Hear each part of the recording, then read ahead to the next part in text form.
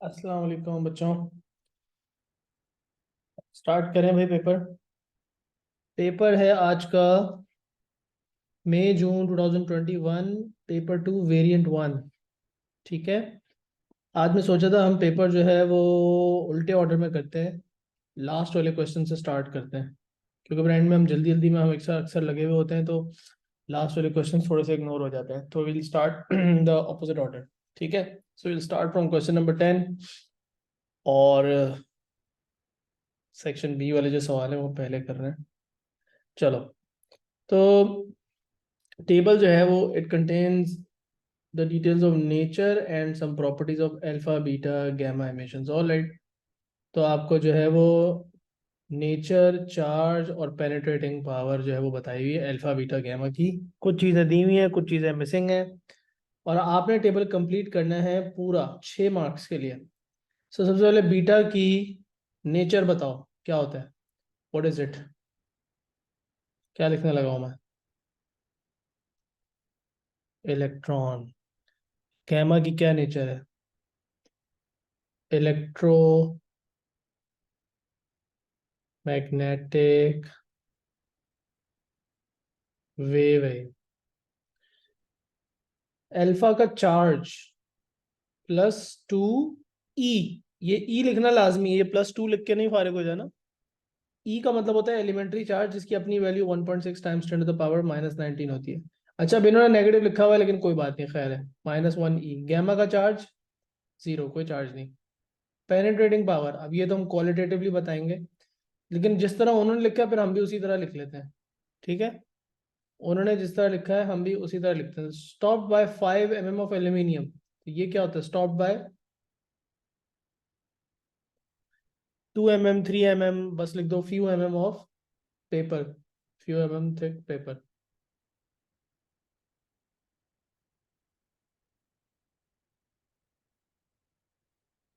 और gamma stop by, यहाँ तो हम ये लिख दें can not be completely stop, या फिर ये लिख दो पार्शियली स्टॉप्ड।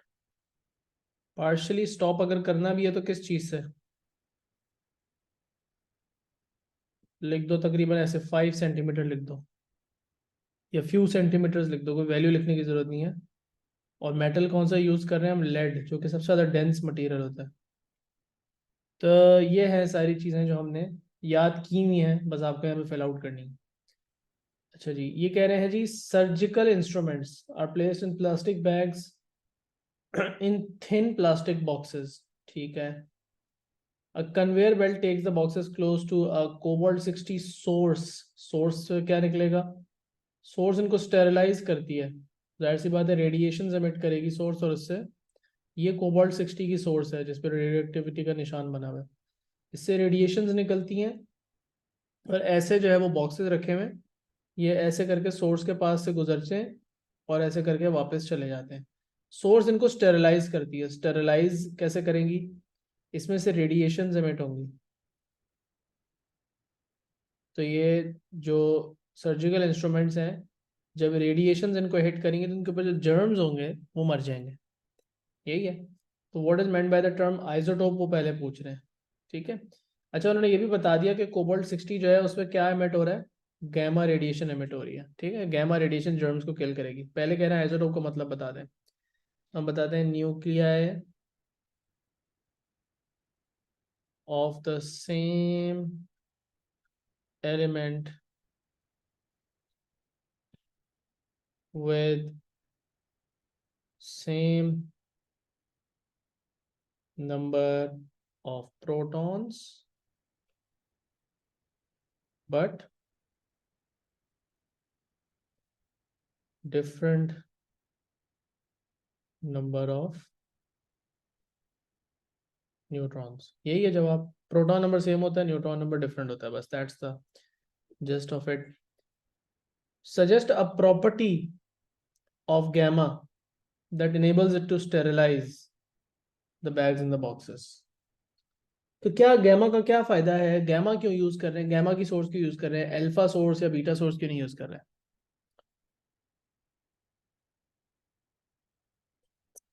पहली बात तो है कि स्टेरिलाइज करने के लिए आपको क्या चाहिए? स्टरलाइज करने का मतलब है कि आप किसी चीज को किल कर रहे हो, जर्म्स वगैरह को किल कर रहे हो। तो हम ये बात भी लिख सकते हैं कि इसके अंदर आयनाइजिंग पावर है, आयनाइजिंग है ये, it is an ionising radiation. But ये जवाब एक्सेप्टेबल है, बट द पॉइंट इज कि आयनाइजिंग तो अल्फा भी है और बीटा भी है, बल्कि इससे ज्यादा आयनाइजिंग है। और गैमा में ऐसी क्या बात है जो कि बीटा और अल्फा में नहीं है? वेल, प्लास्टिक बैग्स तो डेफिनेटली अल्फा को अंदर एंटर नहीं होने देंगे, लेकिन बीटा एंटर हो सकता है, राइट? सो क्या हम ये लिख सकते हैं, कैन पेनिट्रेट प्लास्टिक। प्लास्टिक लिख रहा हूँ खाली क्योंकि प्लास्टिक बॉक्सेस थे और उसके अंदर प्लास्टिक बैग्स थे, तो उनको आराम से गैमा पेनिट्रेट कर लेगा। बीटा शायद थोड़ा बहुत स्टॉप हो जाए, और अल्फा तो डेफिनेटली नहीं पहुंच रहा। So you don't have to take them out of the bag and put them back in the bag. You can just put them in their bags and pass them through the source, and the source will sterilize them. State why a source emitting only alpha radiation cannot be used.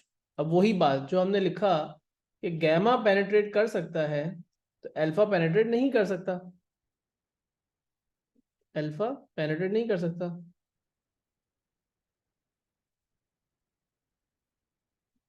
किस चीज को? Plastic boxes and bags, ठीक है। But alpha ionising ये नहीं लिखना कि alpha ionising नहीं होता, अल्फा तो बल्कि ज्यादा आयनाइजिंग होता है, तो वो हम यहाँ पे नहीं लिखेंगे बात, ठीक है। ओके, हाफ लाइफ कोबाल्ट की 5.3 ईयर्स है। कह रहे हैं 5.3 मिनट्स की जो सोर्स है वो अनसूटेबल होगी। वजह बताओ। यहाँ पे सोर्स रखी हुई है आपकी फैक्ट्री में, आप सर्जिकल इंस्ट्रूमेंट्स बनाते हैं फिर उनको स्टेरलाइज करते हैं इससे। ये सोर्स की हाफ लाइफ उन्होंने बता दी 5.3 ईयर्स। कह रहे हैं ये अप्रोप्रिएट है, 5.3 मिनट्स जो है वो एक्सेप्टेबल नहीं है। क्या प्रॉब्लम है 5.3 मिनट्स की हाफ लाइफ में जो इस एप्लीकेशन के लिए सूटेबल नहीं है? उसकी जो एक्टिविटी है, या रेडियो एक्टिविटी कह लो, उसकी जो उसमें से जो रेडिएशंस निकल रही हैं वो बहुत ही जल्दी कम हो जाएंगी और इवेंचुअली ख़त्म हो जाएंगी अगर फॉर 5.3 मिनट्स की हाफ लाइफ वाली सोर्स होगी। पहले बहुत ज़्यादा रेडिएशंस निकलेंगी क्योंकि रेट ऑफ डिके बहुत फास्ट है छोटी हाफ लाइफ की वजह से, बट देन इवेंचुअली बहुत जल्दी, अगर मैं ग्राफ बनाऊं एक्टिविटी वर्सेस टाइम का, तो ऐसे एक्टिविटी जो है ना वो शुरू में बहुत ज़्यादा होगी, बहुत जल्दी जो है वो ऐसे बस इवेंचुअली खत्म हो जाएगी। लेकिन 5.3 ईयर्स वाली हाफ लाइफ जो है उसकी एक्टिविटी चलेगी काफ़ी सालों तक, सही रहेगी। 2-3 साल तक तो उसे पक्का आराम से यूज़ कर सकते हो, 5 सालों में जाके आधी होगी activity. So you don't have to replace it again and again if the half life is long. If the half life is short then it has to be replaced again and again, right? तो हम बताएंगे activity decreases too quickly, so will have to be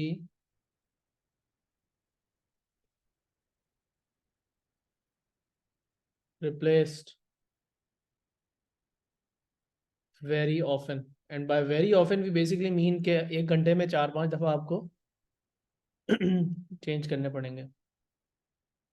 25-28 marks P4 नहीं बेटा, 30+ का तो M लाजमी करना चाहिए। 40 मार्क्स का पेपर है ना, 32-33 मार्क्स इस तरह आने चाहिए। मैं भी करवाऊंगा आप लोगों के P4 की भी ऑनलाइन क्लासेस अलग से करवाऊंगा, ठीक है। तो उसके लिए भी कुछ 4-5 सेशंस रखेंगे, कुछ स्पेसिफिक टाइप के क्वेश्चंस करेंगे और उनकी प्रैक्टिस करेंगे। गीगर मार्जन ने एक्सपेरिमेंट परफॉर्म किया था जिसमें alpha particle were fired at a gold foil, we know that. And वो कह रहे हैं कि अल्फा पार्टिकल को दिखा रहे हैं कि वो एक गोल्ड एटम के करीब से गुजर रहा है, गोल्ड एटम के न्यूक्लियस के करीब से गुजर रहा है। क्यों डिफ्लेक्ट हो रहा है, कोई जवाब देगा? कि अल्फा पार्टिकल सीधा जाने के बजाय इधर किस खुशी में जा रहा है? क्या हुआ इस अल्फा पार्टिकल को, ये यहाँ से क्यों मुड़ रहा है? Alpha particles are positively charged alpha as well as the nucleus. And the nucleus is also positively charge, so they are repelling. ये पूरी बात करनी है, अल्फा पार्टिकल का नहीं बताना। Good. So both alpha particle and gold nucleus are positively charged So alpha particle is repelled. In the experiment, most of the alpha particles pass straight through without deflection. बिल्कुल सीधे चले जाते हैं. Explain using ideas about the structure of the atom why this happens. तो ये क्यों होता है? ये ऑब्जर्वेशन हमने देखी थी और इससे हमने फिर कंक्लूजन निकाली थी. वो कंक्लूजन बेसिकली अब यहाँ लिखने वाले हैं. क्या रीजन थी कि बहुत सारे अल्फा पार्टिकल सीधे ही चले जाते हैं? क्या रीजन थी? Atoms are mostly empty. Atom is mostly empty. But ये 2 मार्क्स के लिए ना फिर आंसर. मोस्टली एम्प्टी स्पेस है एटम में, ठीक है, लेकिन क्या ये 2 मार्क के लिए इनफ है? सोचो.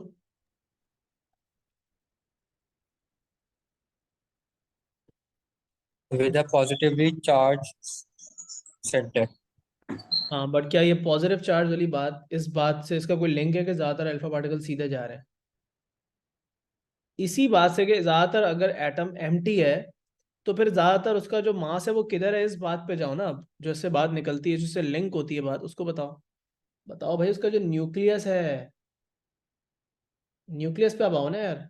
कि जो न्यूक्लियस है उसके चार्ज के बारे में बात नहीं होगी अब, उसके साइज के बारे में बात होगी. अगर पूरा एटम एम्प्टी है तो इसका मतलब न्यूक्लियस बहुत छोटा है.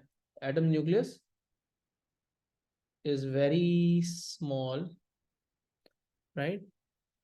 तो इसका मतलब ये हुआ कि देखो, अल्फा पार्टिकल जब इसके करीब से गुजरेंगे तो ही डिफ्लेक्ट होंगे ना, लेकिन अगर दूर से जाएंगे तो क्या होगा? हार्डली उनकी डायरेक्शन चेंज होगी, और दूर से जाएंगे तो बिल्कुल सीधे चले जाएंगे. ऐसा ही है. तो अगर न्यूक्लियस बहुत छोटा है और अल्फा पार्टिकल्स के पास बहुत सारी दूर से गुजरने की जगह है, तो जो पार्टिकल दूर दूर से गुजर रहे हैं वो बेसिकली न्यूक्लियस की वजह से रिपेल नहीं होंगे, या उनका पाथ कोई ऐसा चेंज नहीं होगा. So most of the atom is empty, nucleus is very small. ये दोनों बातें एक ही हैं. These are essentially two same things. ये या ये लिखना एक ही बात है, इसका एक मार्क है. अब आप ये बताओगे कि अल्फा पार्टिकल्स जो हैं वो न्यूक्लियस के करीब से फिर बहुत ज़्यादा नहीं गुजरते. Most of the alpha particles do not pass from very close to the nucleus. So most alpha particles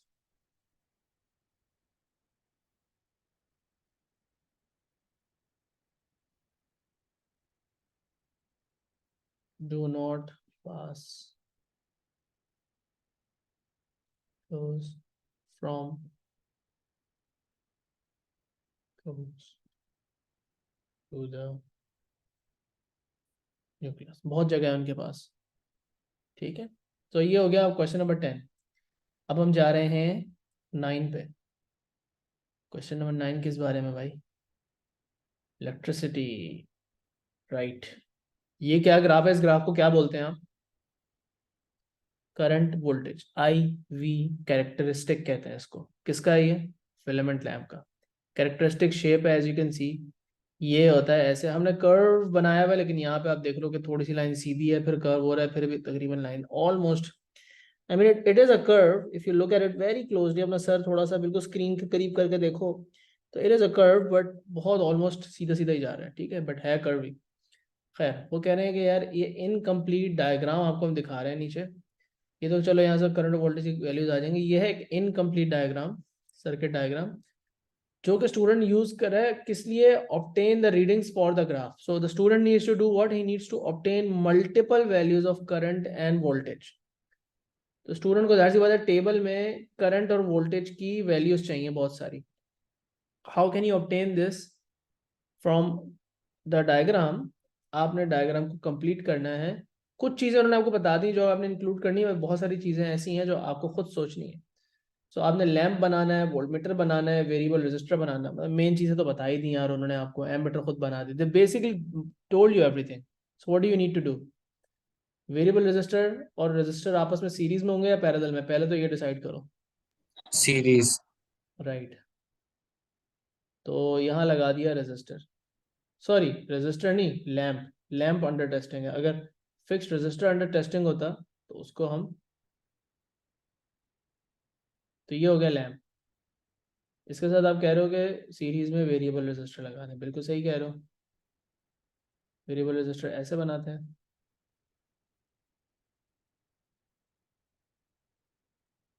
चलो, ये हो गया आपका diagram. What is missing? A volt meter. Volt meter कहाँ लगाऊं? किस चीज के अक्रॉस वोल्टेज चाहिए मुझे? लैम्प। लैम्प के अक्रॉस। तो वोल्ट मीटर लगेगा लैम्प के साथ सीरीज में या पैरेलल में? पैरेलल। वोल्ट मीटर हम ना हमेशा पैरेलल में बेटा, हमेशा। कभी वोल्ट मीटर कभी जिंदगी में किसी चीज के साथ सीरीज में नहीं लगेगा, कोई मकसद नहीं है सीरीज में लगाने का। सो वोल्ट मीटर पैरेलल में, ऊपर बनाओ नीचे बनाओ इससे फर्क नहीं पड़ता, बट यस डेफिनेटली पैरेलल में।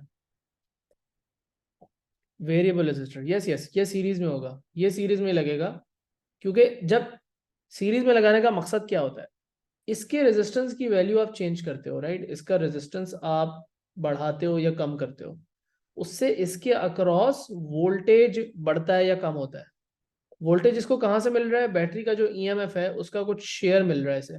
So if the EMF of the battery is E, then the PD across this is V1 and the PD across this is V2, and we know that V1 plus V2 equals EMF.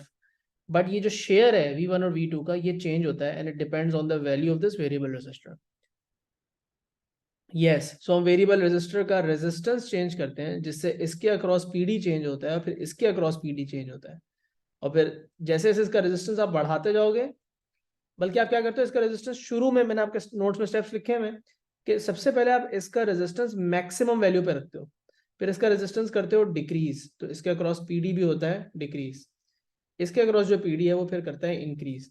तो V और I की, यहाँ पे V change होता है तो current भी change होता है ऑब्वियसली, तो आपकी V और I की वैल्यूज जो है वो आती रहती हैं और फिर उनको आप प्लॉट कर देते हैं। बस ये सारी स्टोरी है।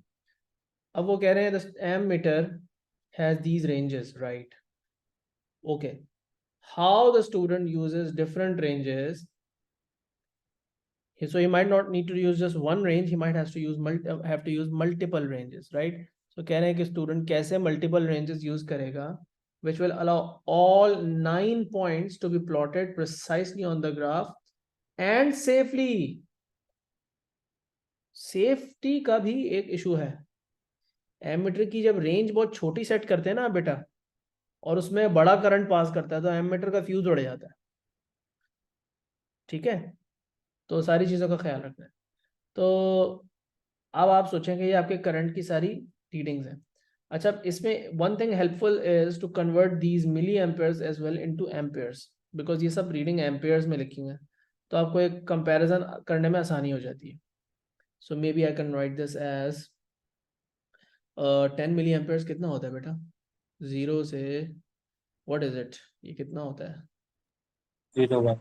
0.01 एम्पेयर। एक मिनट, स्क्रीन हिल गई क्या? और ये है 0.1 ampere.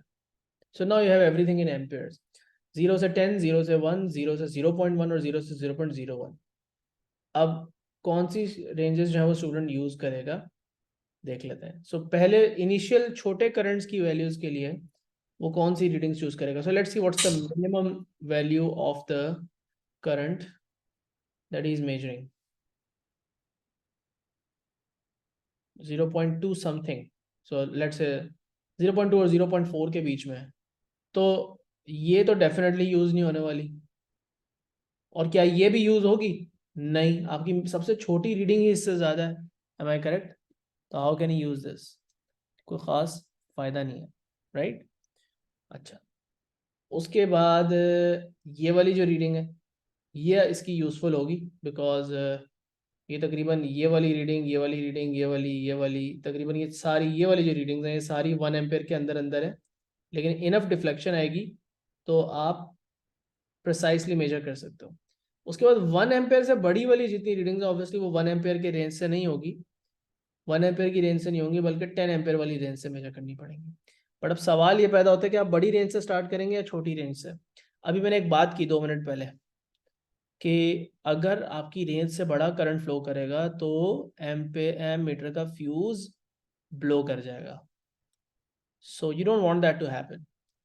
What should you do? Should you start with a large range and then move towards a smaller range? Large range. Large range से स्टार्ट करो, लार्ज रेंज से स्टार्ट करो ताकि आपका जो yes there is a fuse in ammeter, fuse लगा हुआ होता है सेफ्टी पर्पज के लिए ही लगा हुआ होता है, ठीक है, एमिटर के अंदर लगा हुआ होता है, आपको नजर नहीं आता। सो क्या बात हो रही थी कि ये जो रेंज है वो शुरू में बड़ी सेट करो, क्योंकि आपको पता नहीं होता before you switch the current on, like आप जो स्विच क्लोज करते हो उससे पहले आपको पता नहीं होता कि कितना करंट फ्लो करेगा। तो आप पहले टेस्ट आउट कर रहे हो तो क्या करंट की वैल्यूज क्या चल रही हैं, अब वो एकदम से एक्सपेक्टेशन से बहुत ज्यादा आएंगी तो क्या होगा, एमीटर का फ्यूज उड़ जाएगा। तो पहले इसकी रेंज मैक्स पे रखो, मैक्स पे इसकी रेंज रखो ताकि आप फिर बाद में से निकला जा सको। तो उसमें ये होगा कि अगर आपकी बहुत ज़्यादा करंट की वैल्यू जो है वो नहीं मेजर हो पा रही,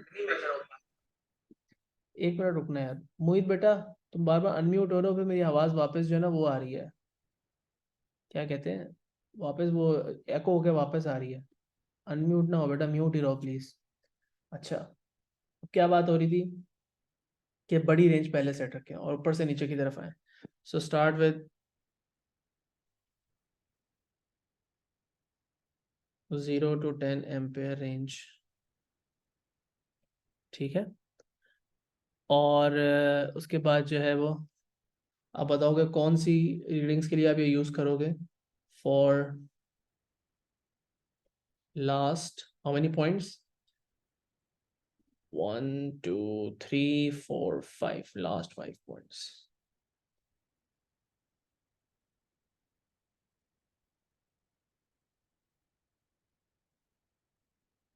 Then use the 0 to 1 ampere range for first 5 values। बस इतना सही बात लिखनी है और कुछ नहीं। State how the lamp does not obey Ohm's law। Okay, how the graph shows कि it does not obey Ohm's law, और जो चीज़ Ohm's law obey करती है उसका ग्राफ कैसा होता है। अगर आप ये बात लिख दो तो आपका इसका आंसर हो जाएगा। जो चीज़ ओमिक होती है उसका कैसा होता है ग्राफ, उसका ग्राफ होता है स्ट्रेट लाइन होता है, लेकिन साथ साथ ये भी लाजमी बताना ज़रूरी है कि 0,0 से ही पास करता है, कहीं और से नहीं पास करता। अगर स्ट्रेट लाइन भी है तो, और 0,0 से नहीं पास कर रहा तब भी ओम्स लॉ को ओबे नहीं कर रहा, तो हम बताएंगे कि the graph is not a straight line passing the origin। ठीक, अच्छा।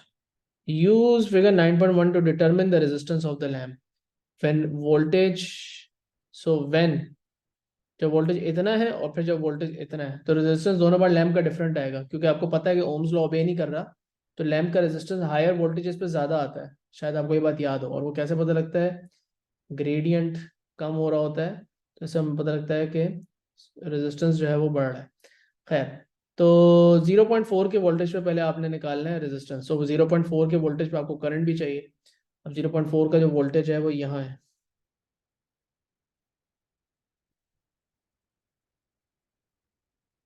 ये जो रीडिंग है ये यहाँ मिडिल पे आएगी, विच इज 0.5 एग्जैक्टली, सही है।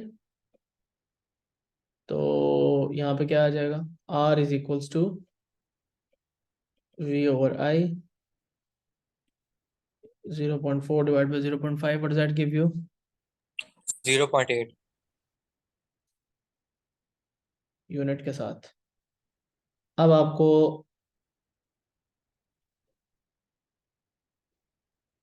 अपॉन करंट की वैल्यू लेनी है 6 ओम्स पे, 6 वोल्ट्स पे, वो बिल्कुल ग्राफ के टॉप पे जाके आ रही है 1.8।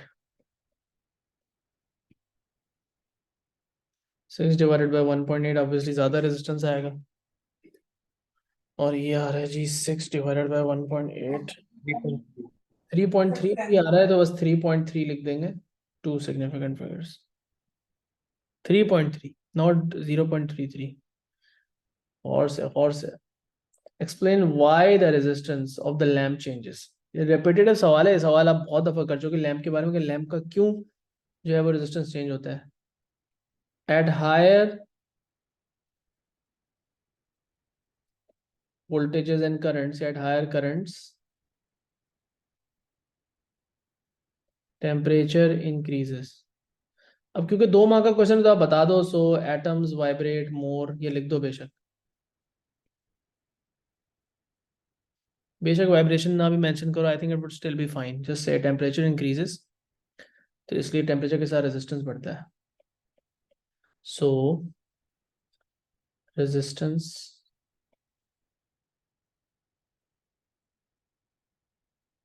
increases with temperature।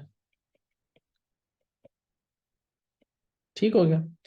State how the resistance depends on length and how it depends on cross sectional area। Pretty straightforward। Resistance is inversely proportional to length, you know that।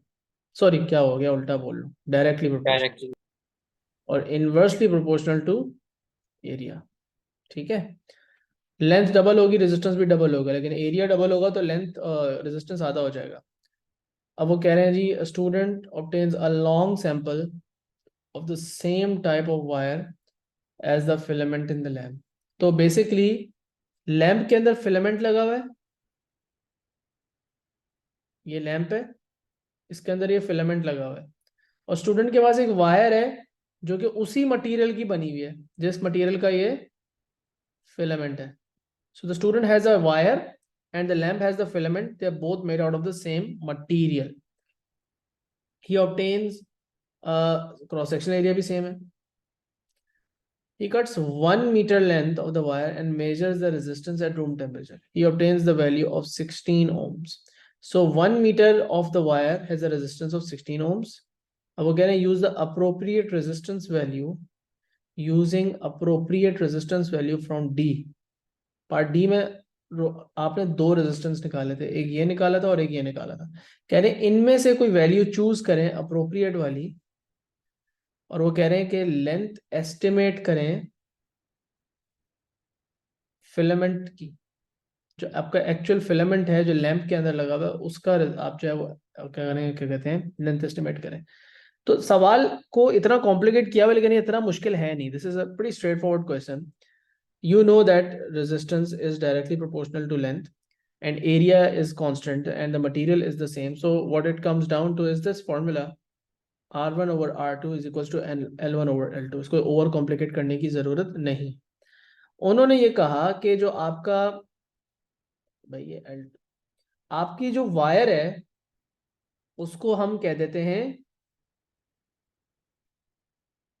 ये वाला resistance उसका, और उसकी जो लेंथ है वो 1 metre की है। तो आप कह दो यार कि देखो 16 ओम का रेजिस्टेंस है मेरी वायर का जब उसकी 1 मीटर की लेंथ है, तो मेरा फिलामेंट का जो रेजिस्टेंस है वो मुझे यहाँ पे डालना है। अब कौन सा वाला डालना है पार्ट डी में से डिसाइड करते हैं अभी 2, और यहाँ पे लेंथ की वैल्यू फिगर आउट करनी है। तो आंसर में क्या लिखना है, फिलामेंट की लेंथ लिखनी है, लेंथ ऑफ द फिलामेंट। लेकिन पार्ट डी से ये चूज करना है,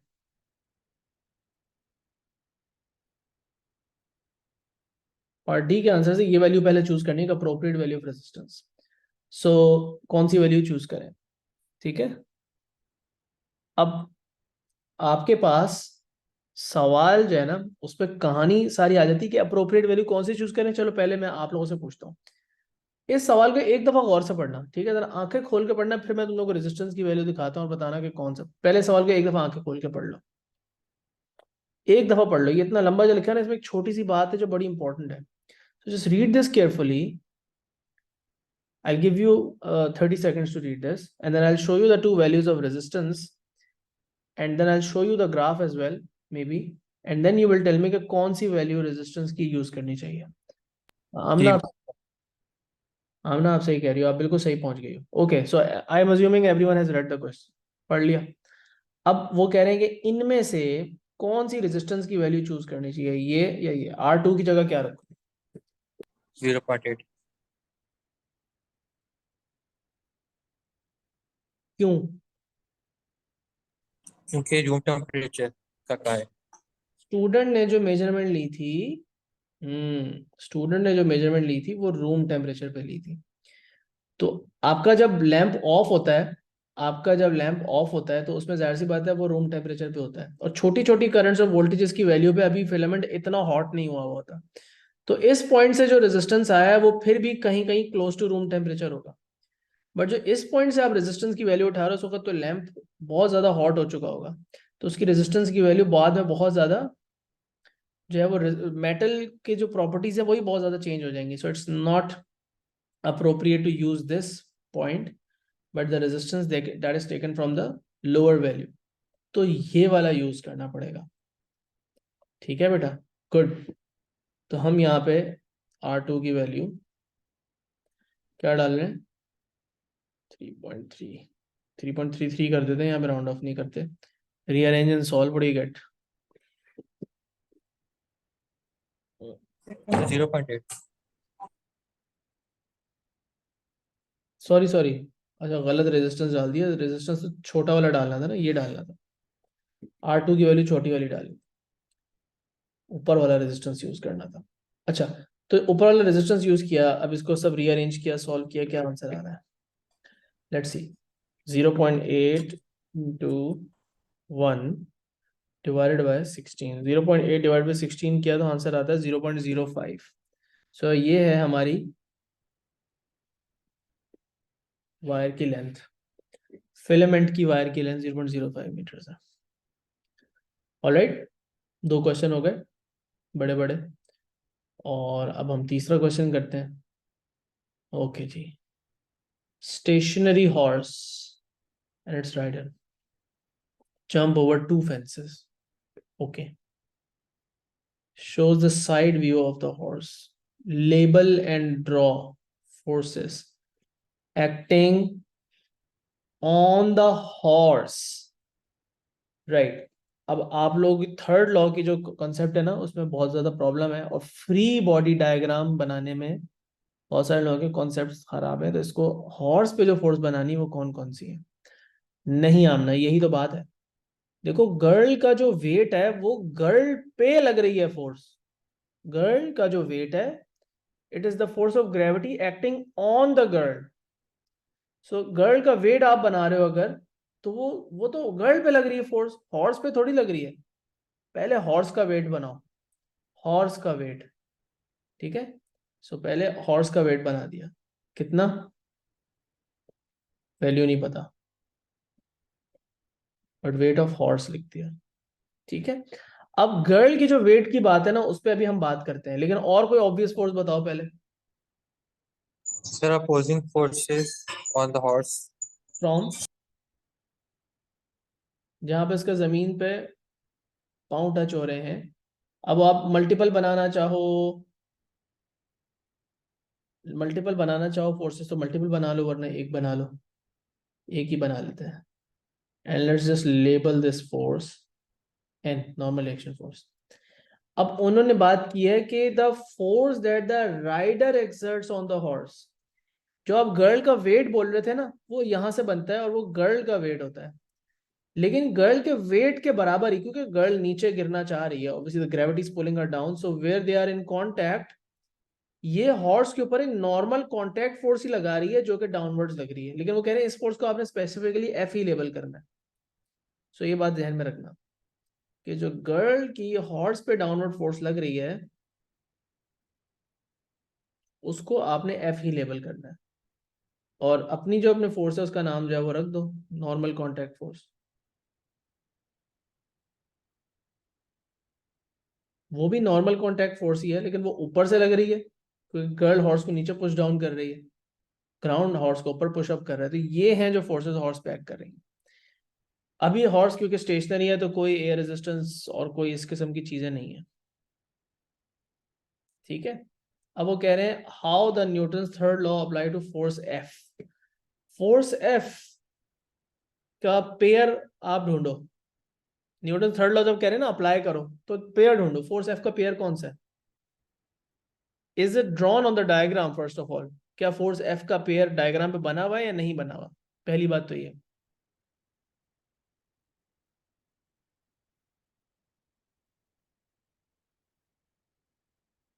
नहीं बना हुआ ना,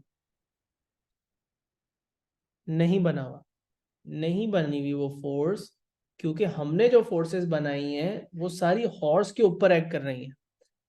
अब न्यूटन थर्ड लॉ क्या कहता है बेटा, कि अगर ए बी पे फोर्स लगाता है तो बी ए पे फोर्स लगाता है। So let's call girl A, girl जो है उसको आप ए बोल दो, हॉर्स को बी बोल दो। अभी जो हमने फोर्सेस बनाई हैं वो बी पे लग रही हैं, और बी पे ये फोर्स एफ भी लग रही है जो कि गर्ल लगा रही है। तो अगर F is the force exerting on B and it is exerted by A, तो इसका मतलब है कि हॉर्स भी गर्ल पे एक अपवर्ड फोर्स लगाएगा, इक्वल एंड ऑपोजिट, राइट, जो इस एफ के बराबर ही होगी। और वो जो फोर्स होगी वो एक्ट कर रही होगी गर्ल के ऊपर, and it will be exerted by the horse. तो आपने ये लिखना है, ये बात लिखनी है, द हॉर्स, इस फोर्स का बस जिक्र करना है। The horse also exerts an equal and opposite, क्योंकि हम न्यूटन थर्ड लॉ को अप्लाई कर रहे हैं तो उसके स्टेटमेंट को मेंशन करेंगे, force on what, on the rider, क्योंकि राइडर ऑन द हॉर्स लगा रहा था, तो अब लगा रहा है horse on the rider. Make sense? The horse exerts an equal and opposite force on the rider। बस ये बात कंप्लीट हो गई। आई गेस यहाँ पे don't need to write anything else, बस इक्वल और ऑपोजिट लिख दिया और ऑन द राइडर लिख दिया कि दोनों बातों के मार्क्स आपको मिल जाएंगे, दैट्स इट। और ज्यादा एक्सप्लेन करने की जरूरत नहीं है। Side view of the two fences, right? They both have the same height and uniform density. Okay, that's important. Same height है, uniform density है. On each of the fence marks and cross the center of mass. Okay. पहले वाले का कहाँ बनाओ? पहले वाले का सेंटर ऑफ ग्रेविटी या सेंटर ऑफ मास कहाँ बनेगा? देखो पहला वाला जो है ना, वो उसकी शेप भी यूनिफॉर्म है, ऊपर से नीचे तक उसकी यूनिफॉर्म थिकनेस है, डेंसिटी भी यूनिफॉर्म है, तो उसका जो सेंटर ऑफ ग्रेविटी है उसकी हाइट के बिल्कुल बीच में बनेगा। ये वाला हमारा बिल्कुल मिडिल में बनेगा। लेकिन दूसरे वाले के अंदर अगर मैं बीच में मार्क करता हूं तो would that be correct? No, because the mass above this point and the mass below this point are not equal. ये क्लोजर टू द बॉटम होना चाहिए, क्लोजर टू द टॉप होना चाहिए इसका centre of gravity, bottom. Closer to the bottom. So somewhere close to the bottom लगा दो। Screen को क्या हो रहा है बार बार? चाय भी ठंडी हो गई। रोज मैं गरम गरम चाय बना के रखता हूँ तुम लोगों का पेपर करवाने के लिए, और एक सिप भी नहीं लेता, ठंडी हो जाती है। एक मिनट रुको भाई। नजर आ रही स्क्रीन? मैं ठंडी चाय पीने लगा हूँ। Okay, explain why a wider base makes the fence more stable, right. अब इस बात को एक्सप्लेन करने का क्या तरीका है? स्टेबिलिटी होती क्या है? जब आप इसको टॉपल करने की कोशिश करते हो, जैसे यहाँ से पुश करो या यहाँ से पुश करो, तो ये यूं या यूं करने की कोशिश करेगा। उसमें होता क्या है, अब जरा सुनना इस बात को, ये बात अब आप समझें गौर से। इसकी कॉपी बना लेते हैं ऑब्वियसली। ओहो, हम इसको नोट्स में बहुत डिटेल में देख चुके हैं, आप लोगों ने शायद वीडियोस वगैरह में देखा हो, but let's just make another copy of this and move this over here. Now when I rotate this, जब मैं इसको रोटेट करूंगा, राइट, जब मैं इसको ऐसे रोटेट करूंगा यूं फोर्स लगा के, अब होगा क्या कि ये है सेंटर ऑफ ग्रेविटी, ठीक है, ये था सेंटर ऑफ ग्रेविटी, तो यहाँ कहीं होगा, ठीक है। अब ये सेंटर ऑफ ग्रेविटी जो है वो थोड़ा साइड पे जा रहा है। अब स्टोरी सारी ये है कि एक पॉइंट है जो पिवट के तौर पे बिहेव कर रहा है, वो कौन सा पॉइंट है? ये पिवट है। अब इस वक्त जब आप इसको यहां तक ला के छोड़ोगे तो ये वापस आ जाएगा या फिर ये गिर जाएगा? पहला तो ये जवाब। वापस हो जाएगा। राइट, नहीं गिरेगा। लेकिन अगर अच्छा, अब सपोज करो मैं एक एंगल मार्क करता हूँ, सारी बातें हम जरा डिटेल में करते हैं। ये एक एंगल है जो मैंने मार्क किया, let's say this is the angle, I don't know 30 degrees, ठीक है। अब एक काम और करते हैं, इसकी भी कॉपी बनाते हैं एज इट इज, ठीक है। और अब इसको उठाएं, यहाँ लेकर आए और इसको भी 30 डिग्री और रोटेट करते हैं।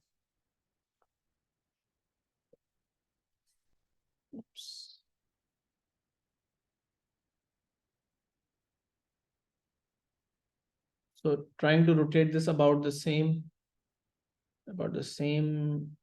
angle, कोशिश करके इसको हम ऐसे रोटेट कर लेते हैं। और ये चलो जी, all right, now where is the center of gravity? Somewhere over here, ये है आपका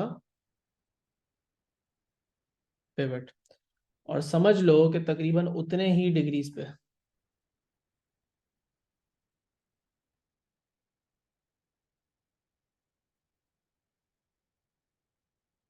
तकरीबन इसको भी 30 डिग्री पे ही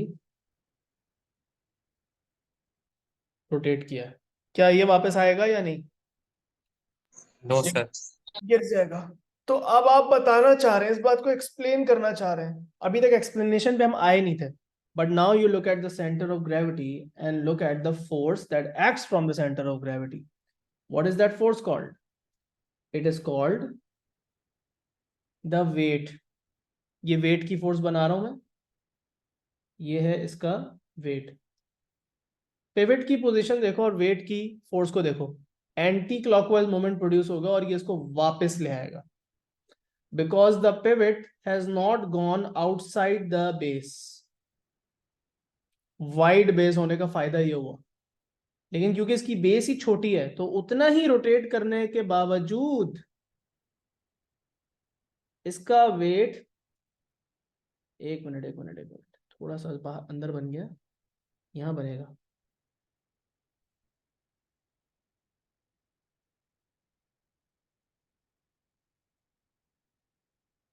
इसका जो वेट है, इसका लाइन ऑफ एक्शन देखो, ये पिवट के इधर से निकल रहा है, इसका लाइन ऑफ एक्शन अभी भी पिवट के लेफ्ट साइड पे वापस आ जाएगा। ये अब इसको एंटी क्लॉकवाइज रोटेट नहीं करवाएगा बल्कि क्लॉकवाइज रोटेट करके गिरा देगा। गिव मी अ मिनट यार, पता नहीं क्या हो गया।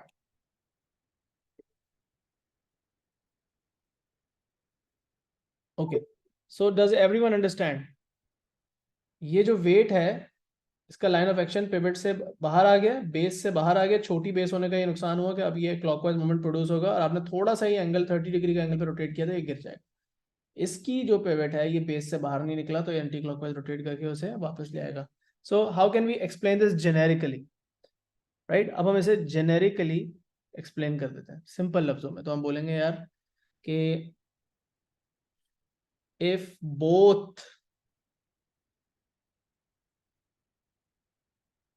fences are rotated by the same angle, then the center of gravity, a center of mass of the one with wider base will still be within the base, base के अंदर अंदर है। So it restores its original position. अब मैं इसको जाहिर सी बात है और लंबा एक्सप्लेन कर सकता हूँ, आई कैन राइट कि वेट है और ये पिवट है और ये क्लॉकवाइज और एंटी क्लॉकवाइज मोमेंट ब्ला ब्ला ब्ला ब्ला, लेकिन जितने मार्क्स हैं उतने उसके हिसाब से बस एक जेनेरिक एक्सप्लेनेशन दी है।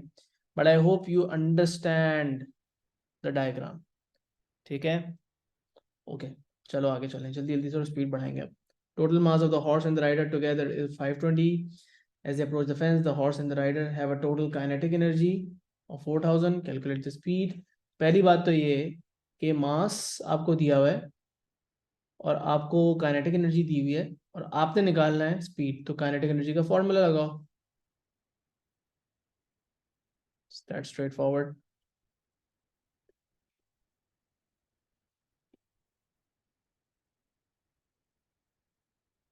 पी का स्क्वायर रूट लेना मत भूलना एंड पे। जवाब क्या आ रहा है? हमारा पास जवाब आ जाएगा 3.9। 3.9. Don't forget writing the units if it's not already there. Center of mass of the horse and the rider is 1.4 meter above the ground. So horse और rider का combined center of mass 1.4 meter above the ground है। Maximum potential energy gained by the horse and the rider as they jump over the fence is 3000. Calculate the maximum height above the ground of the center of the mass. G की value 10 use करें। तो भाई वो ये कह रहे हैं कि जब वो जंप मारते हैं, इतनी सी बात हो रही है कि जब ये दोनों जंप लगाते हैं तो अभी इनका centre of mass let suppose यहाँ कहीं है, दोनों का मिला के centre of mass let suppose इधर है कहीं। अब this centre of mass is 1.4 meters above the ground right now, right. अब व्हेन दे जंप अप तो होगा क्या, ये सेंटर ऑफ मास उठ के यहाँ कहीं चला जाएगा। जंप लगा रहे हैं तो सेंटर ऑफ मास यहाँ पे कहीं चला जाएगा। तो यहाँ था initially centre of mass 1.4 metre की हाइट पे, और अब जंप लगा रहे हैं तो सेंटर ऑफ मास यहाँ पे है। अब सेंटर ऑफ मास ग्राउंड से कितना ऊपर है, who knows, but we know कि यहां से यहां तक जो उन्होंने ग्रेविटेशनल पोटेंशियल एनर्जी गेन की है वो mgh से आती है। तो इसका मतलब मुझे ये पता है कि उन्होंने बता दिया कितनी एनर्जी गेन की है, 3000 की एनर्जी गेन की है। मास और जी की वैल्यू मुझे ऑलरेडी पता है, तो आई नो कि how much height they will have gained from this position to this position while jumping. So then I can calculate the new height. That is what we need to do. Calculate the maximum height above the ground, निकालनी ground के ऊपर है। तो अगर ये ground है और ये ओल्ड पोजीशन है और जब जंप मार रहे हैं और ये न्यू पोजीशन है and we don't know what this height is, हमें ये आंसर देना है। आंसर ये वाला है, बट हमें जो फॉर्मूला से जवाब मिलेगा वो ये वाला नहीं मिलेगा। हमें जो फॉर्मूला हमारा देगा वो ये वाली हाइट देगा, चेंज इन हाइट, जो कि mgh से आती है। सो 3000 इक्वल्स mg डेल्टा h। 3000 ये रहा, 520 ये रहा, अभी 10 ही यूज कर लेते हैं यार। डेल्टा h क्या आया, 3000 डिवाइडेड बाय 520 डिवाइडेड बाय 2 यार meter. 0 पॉइंट, हाँ मेरे पास ये आ रहा है 0.576, 0.577 आ रहा है। तो 2 meter height है फाइनल हाइट. और अब हमें ये वाला आंसर निकालना है, तो ये हो जाएगा 0.577 प्लस पुरानी हाइट 1.4। तो मेरा आंसर प्लस 1.4 किया तो फाइनल आंसर आता है जी 1.97। 1.97 को अगर टू सिग्निफिकेंट फिगर में राउंड ऑफ कर रहा हूँ, अगर तो ये लिख रहा हूँ तो यही है, वरना अगर टू सिग्निफिकेंट फिगर में राउंड ऑफ कर रहा हूँ तो ये 2.0 मीटर्स बनता है। बनता यही है कि आप टू सिग्निफिकेंट फिगर में आंसर दो तो 2 metres is more acceptable, but 1.97 गलत नहीं कंसिडर किया जाएगा। ठीक है जी।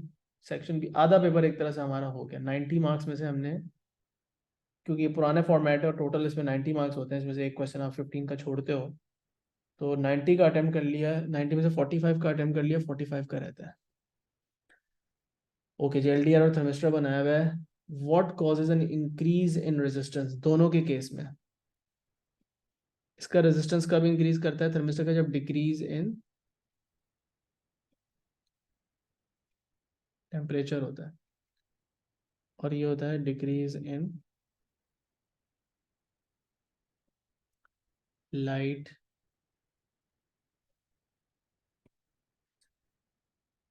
The diagram shows a battery connected to a diode.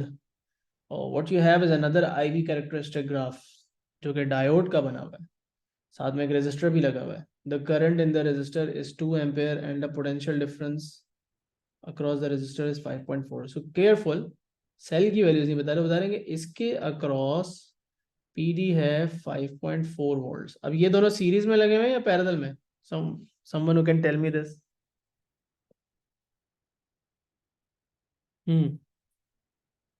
Yup, series में लगे हुए हैं। तो ये दोनों जो पीडी हैं ये आपस में करेंगे शेयर। इसके अक्रॉस अगर पीडी वी है तो इसका ईएमएफ वी है, जो कि v प्लस जो ईएमएफ है वो 5.4 प्लस v के बराबर होगा। वी डोंट नो कि वो v अभी कितना है, बस हमें ये बताया कि यहाँ से जो करंट पास कर रहा है वो कितना है, 2 एम्पेयर। और ये 2 एम्पेयर का ही करंट डायोड में से भी पास करेगा। By the way, what is meant by EMF of the battery? So okay, work done और एनर्जी ट्रांसफर्ड लिखेंगे। Work done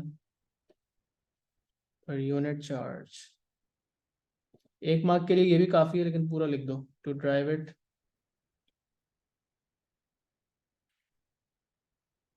across the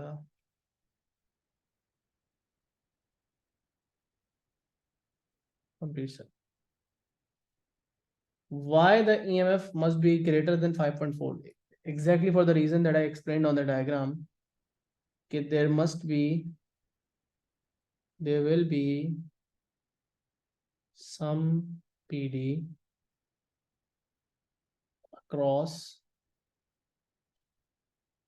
the diode as well.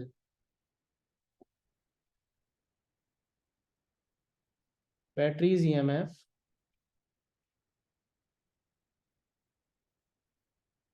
is sum of 5.4 volts and the diode's PD. Hence, it will be greater than 5.4. ठीक, अच्छा। अब calculate the energy input to the resistor in 5 minutes. Energy के लिए हम power into time करते हैं। Power के लिए हम करते हैं करंट और वोल्टेज को मल्टीप्लाई, और फिर उसके साथ टाइम मल्टीप्लाई कर देते हैं। तो ये है 5.4, ये है 2.0, और 5 मिनट्स को अगर आपने सेकंड्स में कन्वर्ट करना है तो 60 से मल्टीप्लाई करोगे। So that should give you an answer which is rounded off to 2 significant figures, 3200 joules. सही। अब वो कह रहे हैं कि यही सर्किट है, लेकिन अब किया यह है कि इसको उल्टा करके लगा दिया है। अब क्या होगा? Well, battery wants the current to go in this direction, but the diode clearly will not allow it because reverse bias हो जाएगा। Explain what is observed बोला हुआ है, तो आपने बताना है कि क्या ऑब्जर्वेशन होगी, बट उसको एक्सप्लेन करोगे। सो क्या होगा? एम मीटर ऑब्जर्व क्या होगा? ऑब्जर्व तो आप एम मीटर रीडिंग को करोगे ना, तो एम मीटर की रीडिंग 0 होगी। एम मीटर रीडिंग 0 लिख दो या क्लोज टू 0 लिख दो। अब रीजन क्या होगा? Because diode is reverse biased, या फिर लिख दो डायोड का रेजिस्टेंस बहुत हाई हो जाता है उल्टी डायरेक्शन में। रिवर्स बायस्ड, पहले जो दूसरा डायोड लगा हुआ था हम कहते हैं कि डायोड इज फॉरवर्ड बायस्ड। ठीक है, ऑलराइट, समझ में आ गई। और ये ग्राफ बना हुआ है, इस ग्राफ के अंदर यही तो बताया भाई, ये जब डायोड को उल्टा करके लगा दिया तो उसके अक्रॉस पीडी नेगेटिव हो गया। नेगेटिव पीडी में आप देख रहे हो कि करंट फ्लो ही नहीं कर रहा।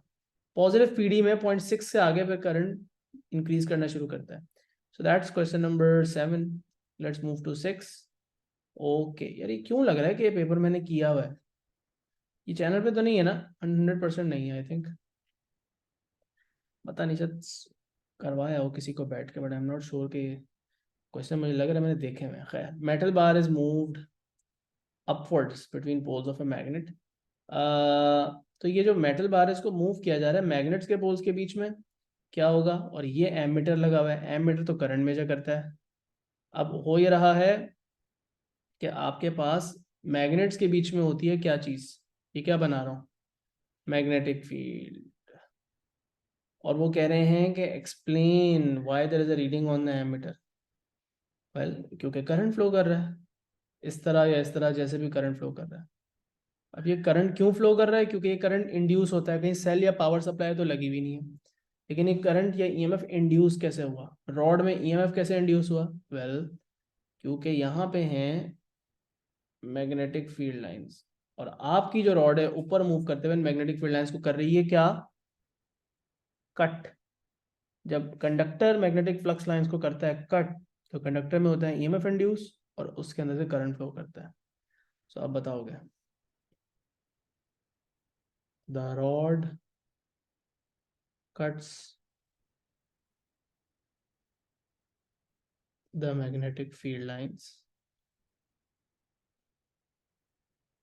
so an EMF is induced, so an EMF, and साथ साथ ही लिख देता हूँ and hence a current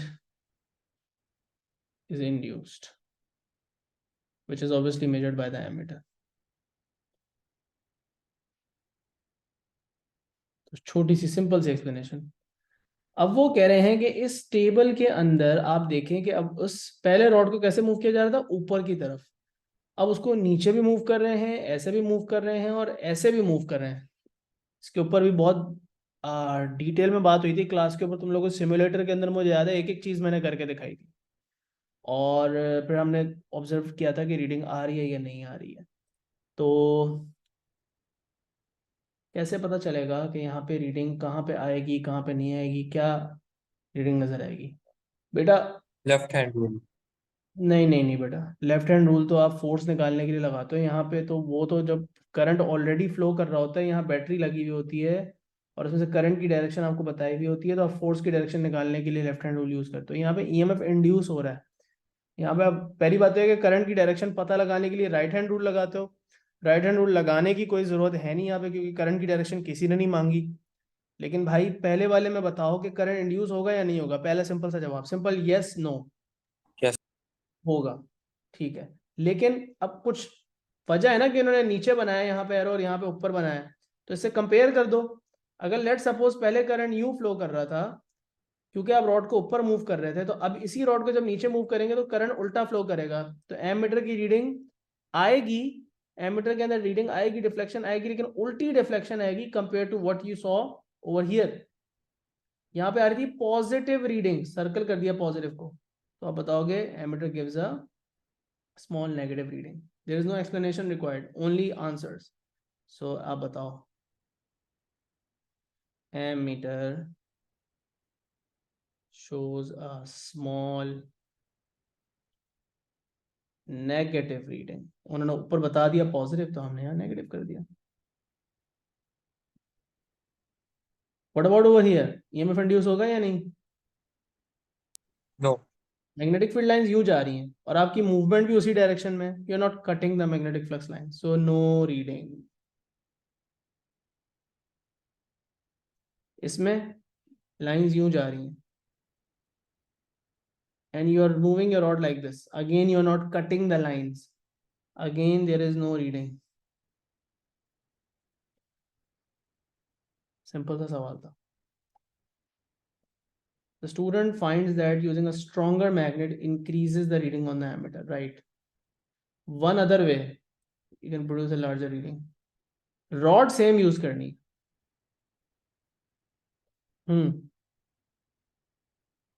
Move the rod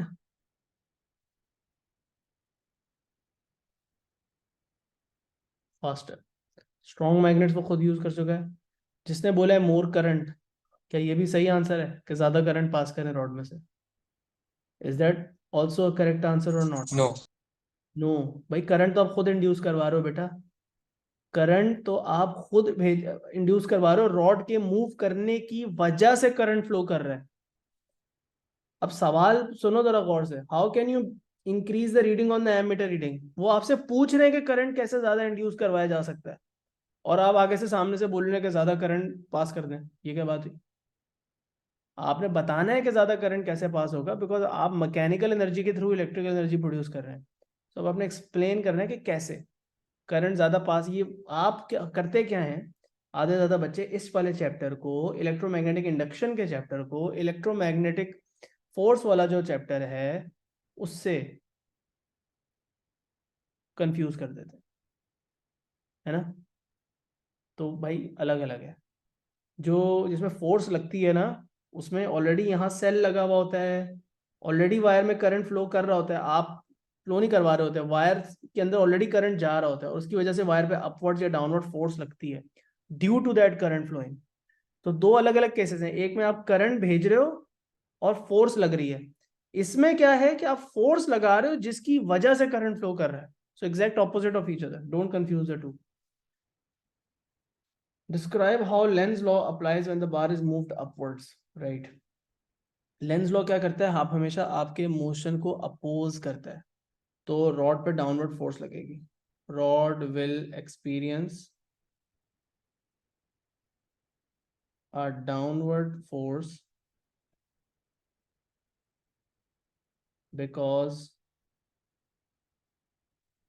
of the induced current in the rod। बस मैं इसको लंबी एक्सप्लेनेशन दे ही नहीं रहा, हमेशा मोशन अपोज होता है लेंस लॉ से, तो आप इस यहाँ पे इस बात को खत्म कर दें। दोनों केसेस में आमिना जहां पे भी बेटा ईएमएफ इंड्यूस होगा, करंट इंड्यूस होगा, वहां पे लेंस लॉ अप्लाई होगा।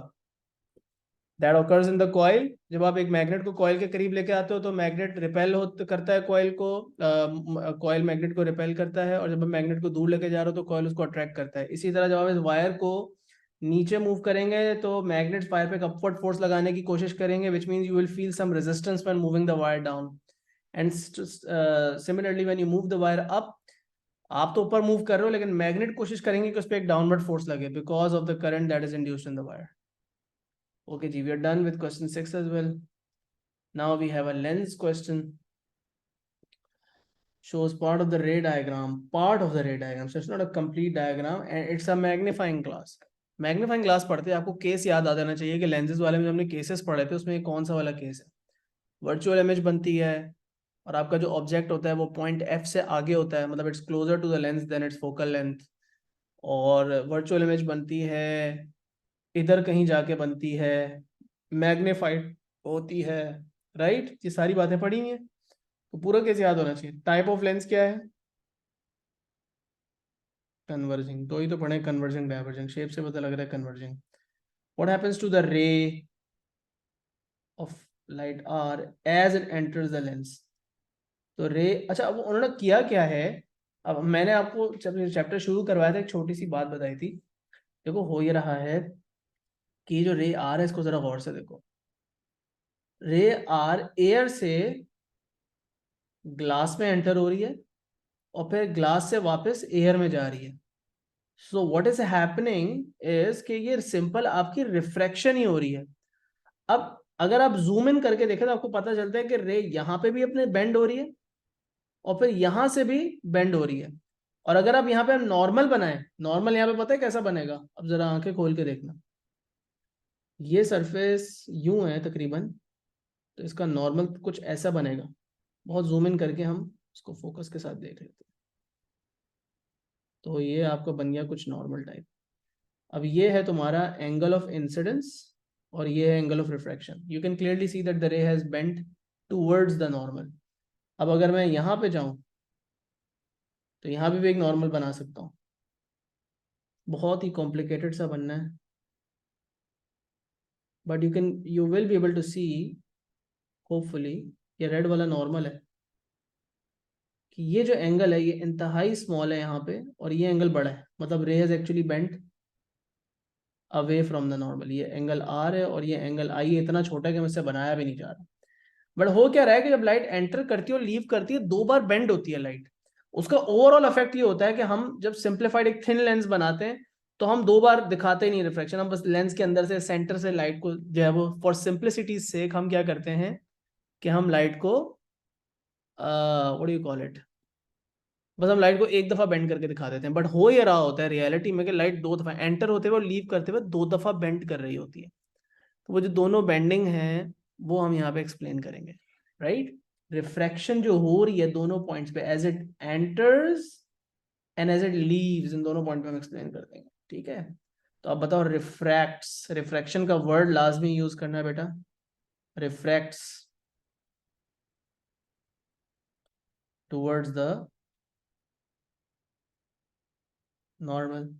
और ये भी बता सकते हो कि स्पीड जो है वो कम हो रही है एक्सेट्रा एक्सेट्रा, वेवलेंथ डिक्रीज हो रही है, ये भी बता सकते हो, बट इतना काफी है आई गेस, बता सकते हो। स्पीड वेवलेंथ दोनों डिक्रीज करती हैं। लाइट का टॉपिक ही है ना। और यहाँ पे आप बताओगे refracts away from the normal, और यू कैन से स्पीड या वेवलेंथ इंक्रीज करती है, right. Using all three rays, सारी रेज यूज करनी है, वैसे हम यूजुअली दो करते हैं। complete how the image complete the figure to show how the image is formed. So what do you need to do? You just need to trace them back. ये जो रे जा रही है और ये जो रे जा रही है और ये जो रे जा रही है, इन तीनों को वापस ट्रेस बैक करो, जहां की मिलती है मिलाओ। एक को तो उन्होंने खुद मिला दिया, तो ये काम अब आपने बाकी दो के साथ करना है। Can you do that? Well, आप यहां से पकड़ के लाइन पीछे खेल कर आओ। सही बनाइए। आई डोंट नो, अभी देखते हैं, इसको फिक्स करते हैं।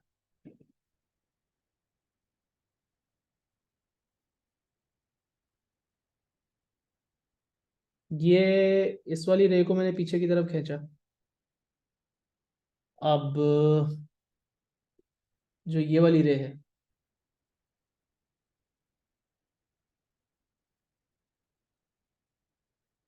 इसको हम वापस पीछे की तरफ लाएंगे। एंड यू कैन सी कि तकरीबन, ऑल्दो बहुत एग्जैक्ट नहीं मिल रही तीनों एक ही पॉइंट पे, बट ठीक है, I guess it's as good as it gets. इतना ही है। तो तकरीबन मैं रफली रफली ये वाला पॉइंट मार्क कर देता हूँ। आई मीन जहाँ पे ये दोनों कर रही हैं वहाँ भी बना सकते हो, जहाँ पे ये दोनों कर रही हैं भी बना सकते हैं, बट बीच में कोई ऐसा रफली ऐसा पॉइंट बना देता हूँ। तो ये बन गई मेरी एक इमेज। और इमेज होगी कैसी? वर्चुअल। तीसरी रे उन्होंने खुद ही यार पीछे कर दी, तो हमें उसकी बनाने की जरूरत नहीं थी। अच्छा, underline all of the words that describe how the image is formed, of which type of image is formed। तो ये इमेज अपराइट है, ऑब्जेक्ट से कंपेयर करो ना यार, सीधी है या उल्टी है? सीधी है ना, तो इन्वर्टेड तो नहीं चूज करोगे, अपराइट चूज करोगे। और अंडरलाइन बोला है तो सर्कल तो नहीं करोगे ना भाई। बहुत दफा ये नजर आ रहा होता है, बोला हुआ अंडरलाइन होता है, बच्चे सर्कल कर रहे होते हैं। इमेज रियल है वर्चुअल, आपको पता है कि सेम साइड में बनती है तो वर्चुअल ही होती है, it's always the same case. Light will reflect towards the normal, speed will decrease. हाँ, वो तुमने सही लिखा है बेटा, सही लिखा हुआ है। अच्छा, ये आपके पास एक डायग्राम, दो डायग्राम बने हुए, दोनों पे वेव बनी हुई है। एक पे लॉन्गिट्यूडनल वेव बनी हुई है on a rope which is a transverse wave, and on a spring which is a longitudinal wave, और दोनों वेव राइट की तरफ मूव कर रही है। Name the types, right.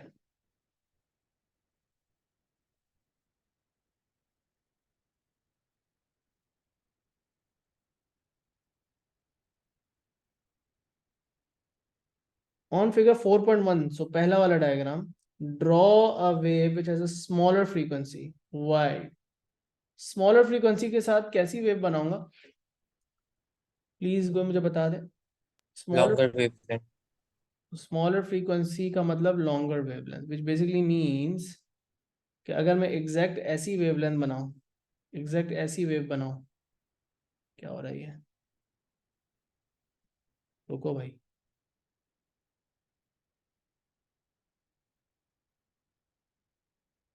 उन्होंने बोला कि एम्पलीट्यूड सेम रखें या डिफरेंट रखें? नहीं बोला। और उन्होंने ये भी नहीं बोला कि फ्रीक्वेंसी को डबल करें या कम करें, अपनी मर्जी से आप जो है वो बस वेवलेंथ इंक्रीज कर दो। I guess that's fine. सही है, तो ये ज़्यादा वेवलेंथ है तो इसकी फ्रीक्वेंसी कम है। Describe the movement of point X. Where is point X? Here it is, on the longitudinal wave as the wave passes through it. So how does it move? It first of all does not leave its place, it vibrates. But in which direction? Vibrate left and right. क्योंकि ये longitudinal wave है, तो इसकी जो vibration है वो parallel to the direction of wave transfer है।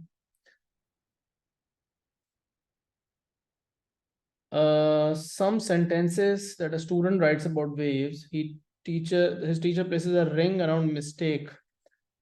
Write a suitable correction, one has been done for you. So student ने पहले साउंड की स्पीड बताते हुए जो है वो लिख दी लाइट की स्पीड, तो टीचर ने करेक्ट करके बोला भाई 330। अब वो कह रहे हैं sound with a higher pitch has a higher amplitude, तो टीचर ने बोला एम्पलीट्यूड आपने गलत लिखा है, आपने क्या लिखना है यहाँ पे बताओ यार। फ्रीक्वेंसी।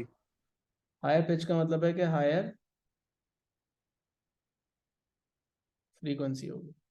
अगर हायर एम्पलीट्यूड लिखना होता तो यहाँ पे होना चाहिए था loudness. X rays are use for prenatal scanning, absolutely wrong. X rays से तो आप नहीं चेक करते, अनबॉर्न बेबी की जो इमेज है वो आप किस चीज से लेते हो? अल्ट्रासाउंड। अल्ट्रासाउंड।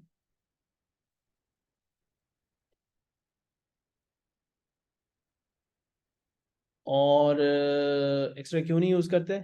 क्योंकि वो हार्मफुल होता है to the baby's health. In electromagnetic spectrum microwave has the highest frequency, obviously not. तो हाईएस्ट फ्रीक्वेंसी किसकी होती है? गामा। ये हमारे। चलो जी, ये भी हो गया। 3 questions to go. A hot steel rod is cooled by plunging it into cold water. ठीक है। The steel rod has a mass of 2 kg. Initial temperature 500 है, cools to 50 when placed in water. So initial temperature 500 है, final temperature 50 है, mass है, और specific heat capacity भी steel की दे दी है। Thermal energy lost निकाल दें। So what formula are we going to use? Q equals mc delta T। Energy lost Q आप निकालना चाह रहे हो, एम आपको बता दिया है 2, सी आपको बता दिया है 460। I am not going to change any units because this is in KG and यहाँ पे भी केजी लिखा हुआ है, so there is no need to change the units. और टेम्परेचर का जो डिफरेंस है वो है 500 माइनस 50, असेंशली 450 का। और जब मल्टीप्लाई किया तो आंसर क्या आया? 4.1 into 10⁵ joules. You don't forget the unit. A small amount of water, small mass of water boils as the rod is placed in water। तो जब आप होता है ना कि बहुत ही गर्म चीज जो है ठंडे पानी में डालते हो तो एक सिमरिंग की आवाज आती है, वो जो हल्की सी सिमरिंग होती है उसमें क्या होता है, वो थोड़ा सा पानी जो है वो इमीडिएटली इतनी ज्यादा एनर्जी अब्सॉर्ब करता है कि वो बॉईल हो जाता है, बबल्स भी नजर आती है। Remaining water then cools to room temperature and some of it evaporates. So in both boiling and evaporation, water molecules escape. State which one in boiling, state one way in which boiling is different from the evaporation. So boiling और evaporation का difference बताना है। अब बहुत सारे differences हैं, जैसे कि हम बता सकते हैं कि boiling सिर्फ boiling temperature पे होती है, boiling point पे, और evaporation किसी भी temperature पे हो सकती है, राइट? जैसे कि ये एक difference है, लेकिन इसके अलावा और आप मुझे बता दो। हम्म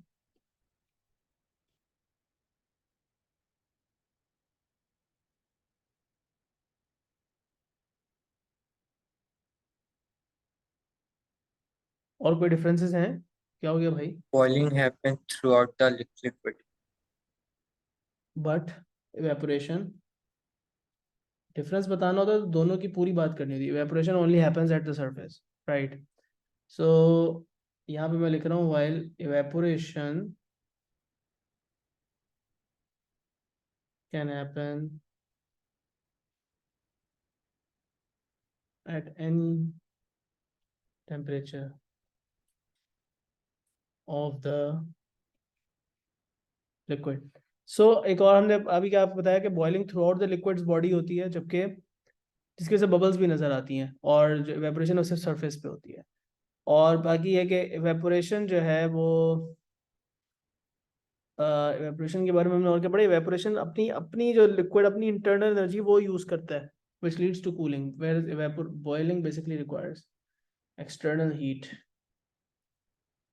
बाहर से एनर्जी absorb करता है। Rate of evaporation decreases as water cools, why this happens using ideas about molecules। so rate of evaporation का टेम्परेचर से क्यों है ताल्लुक? ताल्लुक तो उन्होंने बता दिया, बट क्यों है ताल्लुक अब आपने ये बताना है। सो देखो, आपको पता है कि जो मॉलिक्यूल्स स्केप करते हैं उनको मॉलिक्यूल्स को स्केप करने के लिए चाहिए होती है एनर्जी, और अगर ओवरऑल टेम्परेचर डाउन होगा तो अभी एक टर्म है जिसको बहुत प्रॉपर तरीके से यूज करना है, एज टेम्परेचर डिक्रीजेस आपने बताना है एवरेज का वर्ड जो है ना, ये बहुत इंपॉर्टेंट होता है। टेम्परेचर का ओवरऑल एवरेज काइनेटिक एनर्जी के साथ ताल्लुक होता है। सिर्फ काइनेटिक एनर्जी मत बोला करो, average kinetic energy of molecules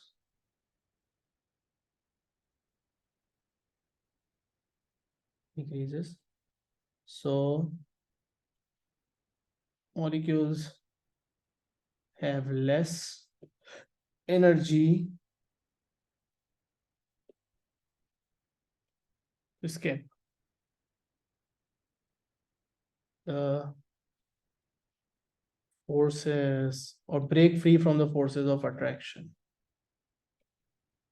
force से ब्रेक थ्रू करने के लिए आपको एनर्जी चाहिए, और वो एनर्जी आपके पास कम हो गई तो आप मुश्किल से ही निकलोगे। Okay, this is an experiment that we have seen about absorption of radiation. तो है ये सीन के यहाँ पे आपके पास एक हॉलो मेटल क्यूब है, हॉलो मेटल क्यूब, उसके अंदर है boiling water. Okay, this is not absorption, this is emission वाला experiment. Temperature of the 4 surfaces are equal. ये जो चारों वर्टिकल सरफेस हैं उनका टेम्परेचर इक्वल है, but each surface has a different colour और टेक्सचर। तो ये सारे, अगर अंदर बॉइलिंग वाटर है तो ये भी 100 पे है, ये भी 100 पे है, और चारों साइड है, ये जो चारों साइड होंगी इसकी चारों तरफ वो 100 डिग्री सेल्सियस पे होंगी। So temperature is the same, but this is white and shiny, and this is maybe dull black and etcetera etcetera. अब वो कह रहे हैं कि एक रेडिएशन सेंसर है, जिसको आपने सामने रख दिया, उसको एक मीटर से कनेक्ट किया है और मीटर रीडिंग आप ले रहे हो, और उसको सेम डिस्टेंस पे रखते हैं ताकि फेयर कंपैरिजन हो। Draw line linking each type of surface with appropriate meter reading. Please do this for me. बता दो भाई कौन सा वाला किसके साथ लिंक करेंगे।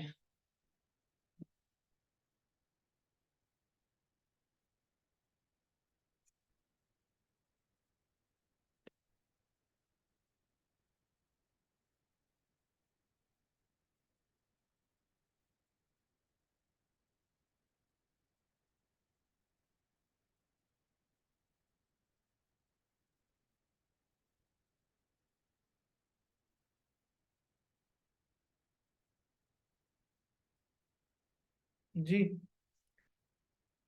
एमिशन होती है इंफ्रारेड रेडिएशन की हॉट सरफेस से, और आपको पता है कि इंफ्रारेड रेडिएशन जो है वो जितनी एमिट करती है वो डिपेंड करती है किस चीज़ पे, सरफेस के कलर पे और सरफेस के टेक्सचर पे। तो बता दो भाई सबसे ज्यादा अच्छा एमिटर कौन है इंफ्रारेड रेडिएशन का। Shiny white. अच्छा emitter, dull dull black. Black. Dull black.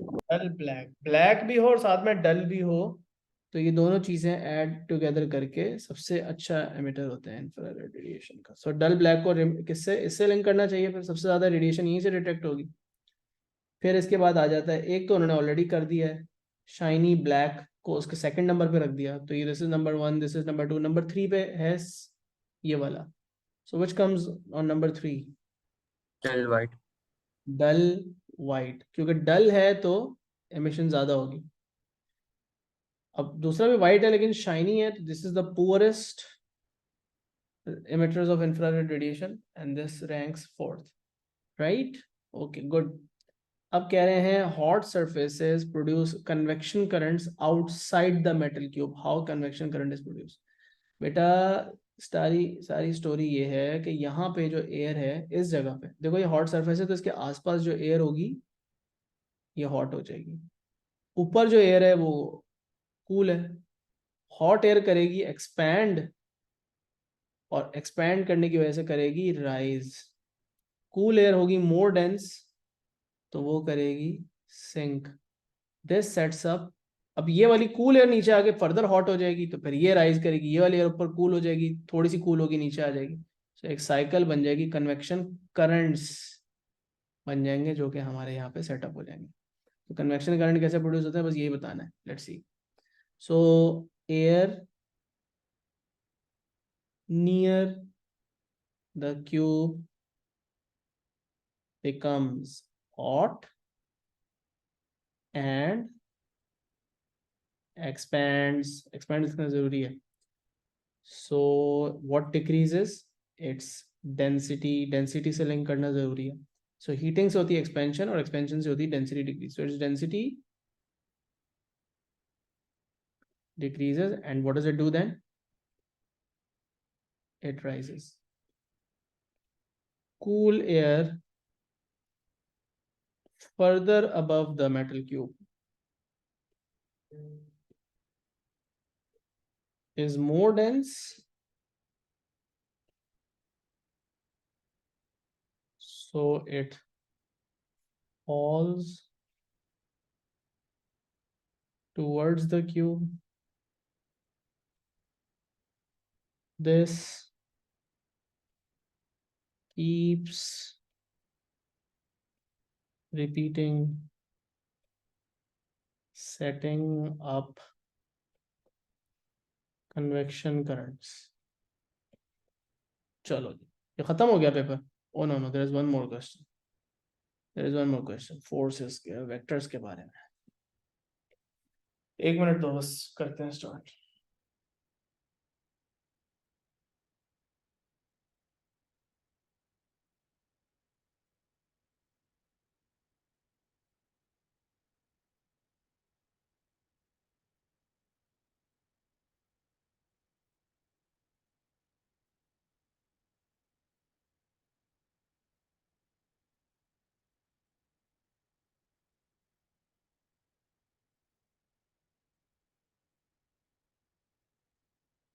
Right. An aircraft flies at constant height. Height constant है, ये इंपॉर्टेंट है. ड्रैग, एयर ड्रैग यानी कि air resistance and force from the engine produce an aircraft. और जो drag है वो backwards होता है और जो इंजन की फोर्स है वो फॉरवर्ड्स होती है. उनका रिजल्टेंट बताया भाई उन्होंने. सही है. सो इसका और इसका जो रिजल्टेंट है ये बताया हुआ इन्होंने. समझ रहे हो? So don't confuse it with the other 12 kilo newton force. ये इन दोनों का रिजल्टेंट है, मतलब essentially forward force backward force से ज्यादा है. तो 36 किलो न्यूटन की फोर्स ओवरऑल उन दोनों का रिजल्टेंट है. So I hope that's clear. North की तरफ लग रहा है. विंड की वजह से, जो हवा चलने की वजह से फोर्स लग रही है वो एक अलग फोर्स होती है. Don't confuse the wind force with the air resistance. Okay. अच्छा, 12 किलो न्यूटन की फोर्स ईस्ट से लग रही है, sorry from east towards west लग रही है. तो एक फोर्स ऐसे लग रही है और एक फोर्स ऐसे लग रही है, दोनों परपेंडिकुलर है. Draw a scale drawing to show the resultant force acting on the aircraft. Using your drawing, determine the size of the resultant and angle between the resultant force and north. Right. So scale क्या choose करें? Scale क्या choose करें? कहने से 1 centimetre, 1 centimetre is to how much? बताओ, कोई scale suggest करो. 1 centimetre to 4 रख दूं. 4 किलो न्यूटन. 2 भी रख सकते हैं, लेकिन मेरे ख्याल से फिर ये 18 सेंटीमीटर का शायद बहुत लंबी लाइन हो जाएगी. प्रॉबली 18 सेंटीमीटर की जगह है नहीं आपके पास यहाँ पे, if you print this out.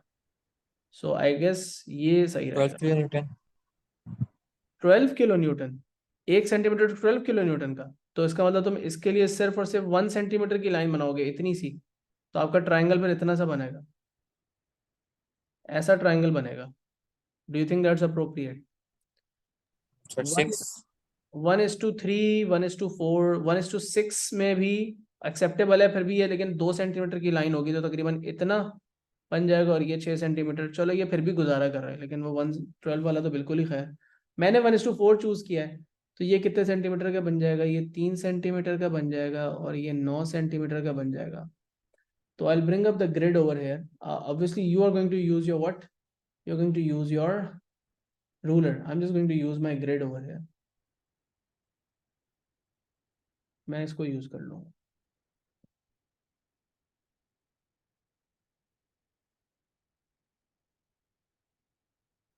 तो मैं क्या करूँगा, इस वाली फोर्स के लिए हॉरिजॉन्टल लाइन बनाऊंगा 3 सेंटीमीटर की। पहले इसको बना लेते हैं। 3 सेंटीमीटर की लाइन 1 2 3 बन गई। इस पे ऐसे एरो बनाऊंगा और लिख लूंगा यहाँ पे 12 किलो न्यूटन और ब्रैकेट में लिख लूंगा 3 सेंटीमीटर। मैं कोई इन्फॉर्मेशन मिस नहीं कर रहा। और इसके लिए बनाऊंगा 9 सेंटीमीटर की वर्टिकल लाइन। अब ये लाइन कहाँ से बनाऊं? Someone like to tell me, ये लाइन कहाँ से बनाऊं? यहाँ से बनाऊं या यहाँ से बनाऊं, या यहाँ से बनाऊं या यहाँ से बनाऊं? इसके हेड से बनाऊं, लेकिन यूं बनाऊं या यूं बनाऊं ये भी सवाल है। इससे आगे आपका ट्रायंगल कंटिन्यू होना चाहिए, यूं बनाना है आपने। यहाँ गलती होती है मैक्सिमम बच्चों से। सो 9 सेंटीमीटर कितने कहाँ तक होंगे? जरा 1 मिनट गिनने देना। 1 2 3 4 5 6 7 8, इसको यहाँ तक लेके जाना है।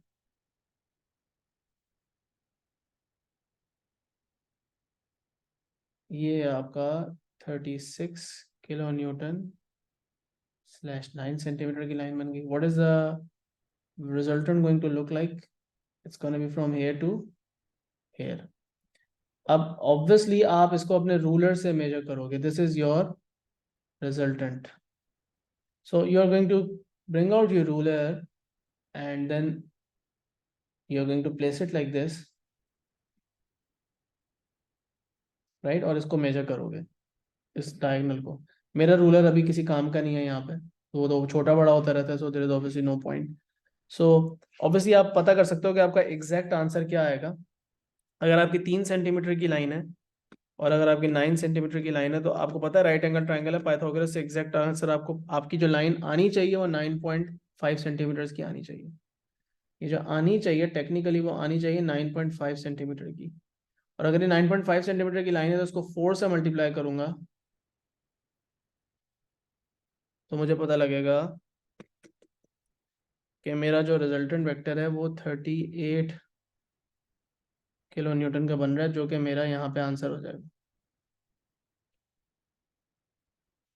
अब उन्होंने ये भी कहा कि एंगल बताएं कहाँ से किस चीज के बीच का एंगल बताऊं। इस ट्राइंगल पे मुझे एंगल बताओ कौन सा वाला मैंने ढूंढना है। ऊपर लिखा हुआ है, पढ़ के बताओ। इस बात का क्या मतलब है? कौन सा एंगल ढूंढना है मैंने? ये वाला एंगल ढूंढना है, ये वाला एंगल ढूंढना है, या ये वाला एंगल ढूंढना है? हम्म। यस।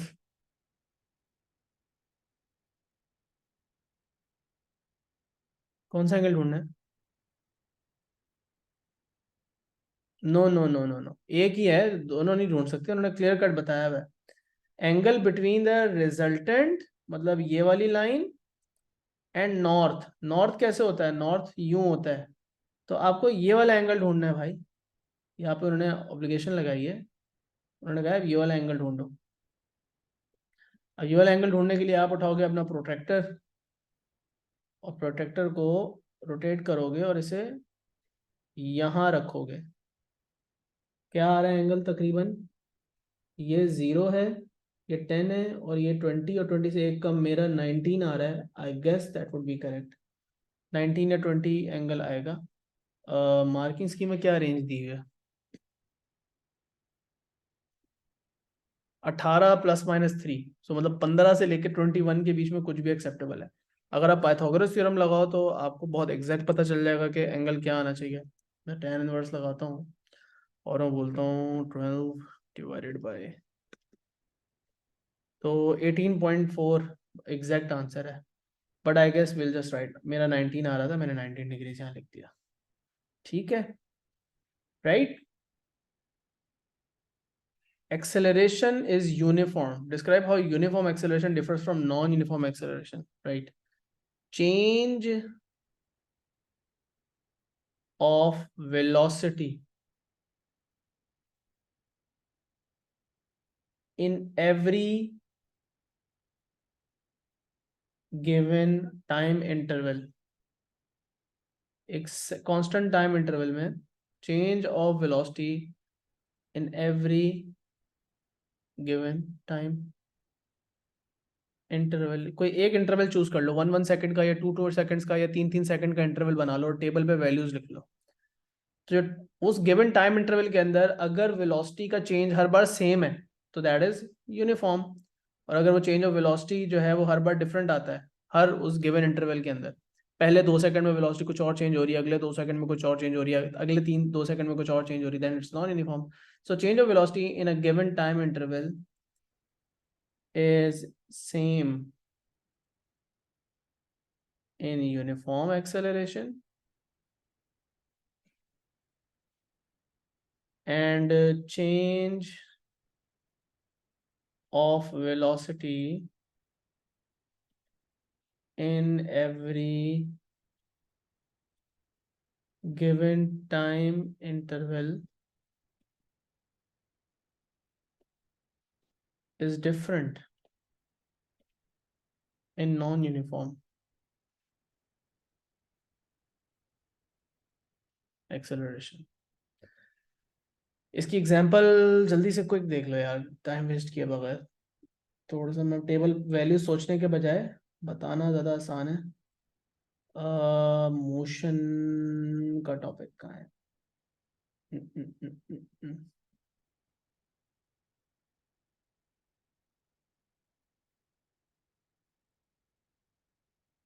ये वैल्यूज नज़र आ रही हैं आई होप सबको. सो यू कैन सी कि यूनिफॉर्म एक्सेलरेशन में वैल्यूज कैसे चेंज हो रही हैं. हर 1 सेकंड में वेलोसिटी 0 से 5, 5 से 10, 10 से 15, 15 से 20. In each second, the velocity is only increasing by 5, and the graph also looks like this. So it's uniform acceleration. Non-uniform acceleration में each second the velocity changes by a different amount. तो शुरू में 0 से 12, फिर 12 से 18 सिर्फ 6 का change, 8 से 22 सिर्फ 4 का चेंज, 22 से 24 सिर्फ 2 का चेंज, फिर सिर्फ 1 का चेंज. सो हर 1 सेकंड में जो चेंज ऑफ वेलोसिटी है वो डिफरेंट है, and the graph also looks like this. So I hope you get the point.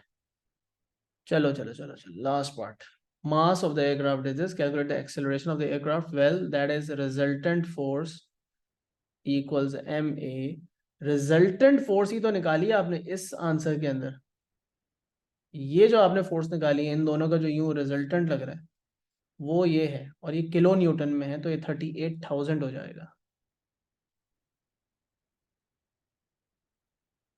मास कितना है? 60,000 इक्वल्स एक्सेलरेशन. जवाब क्या आएगा?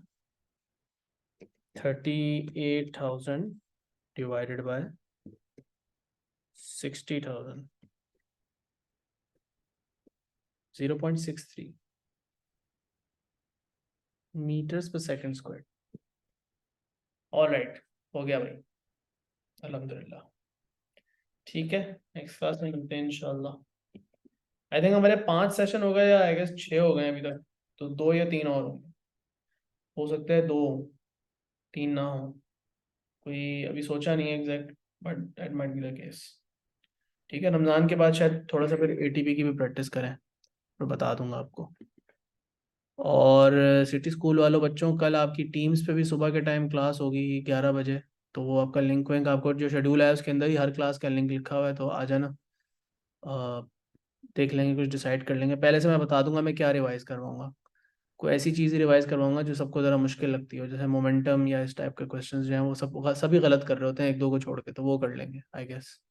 मोमेंटम के क्वेश्चंस कर लेंगे. ठीक है, चलो, अल्लाह हाफिज़. अल्लाह हाफ़िज़ सर.